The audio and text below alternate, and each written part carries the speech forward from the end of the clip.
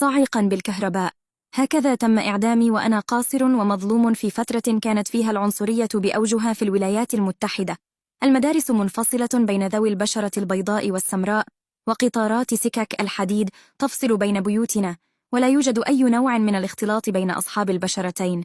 أنا جورج ستيني. حدثت قصتي في عام 1944 عندما كنت أبلغ 14 عاما. خرجت مع أختي الصغرى لرعاية بقرتنا، وعلى غير العادة مر علينا فتاتان صغيرتان من أصحاب البشرة البيضاء، إحداهما تبلغ 7 أعوام والأخرى 11 عاما، يركبان دراجات هوائية، وسألونا عن زهور يسمونها ماي بوبس وأين يمكن العثور عليها في الجوار. وكانت إجابتي لا أعرف. وفي صباح اليوم التالي وجدوا جثتي الفتاتين بجمجمتين متهشمتين وفيهما رضوض وكسور من ضرب بآلة معدنية حادة، وفقدوا الحياة.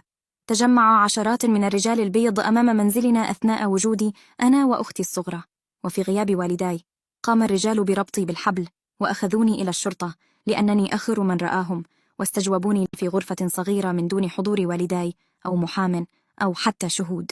ولم تمر ساعة من احتجازي إلا وأبلغ أحد الضباط الجمع الغاضب بأنني اعترفت بقتل الفتاتين بعدما فشلت خطتي بالاعتداء عليهم، رغم أن التقارير الطبية للجثتين أكدت أن الطفلتين لم تتعرضا للاعتداء.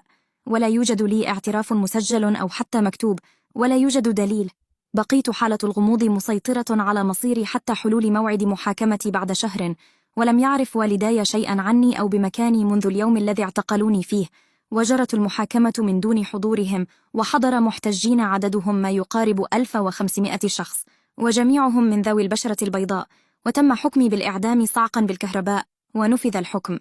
كانت عائلتي واثقة من براءتي، لا سيما أن أختي كانت شاهدة، لكن فقر الحال وهاجس العنصرية منعهم من التكلم، فطويت القضية حتى عام 2009، أي بعد 65 عاما. قرر مؤرخ يدعى جورج فرايرسون البحث في تفاصيل الجريمة على مدار 5 سنوات حتى أثبت الحقيقة، وأعلنت المحكمة براءتي من التهمة بعد 70 عاما من وفاتي، واكتشف العالم كذب الاتهامات وظلم المحاكمة.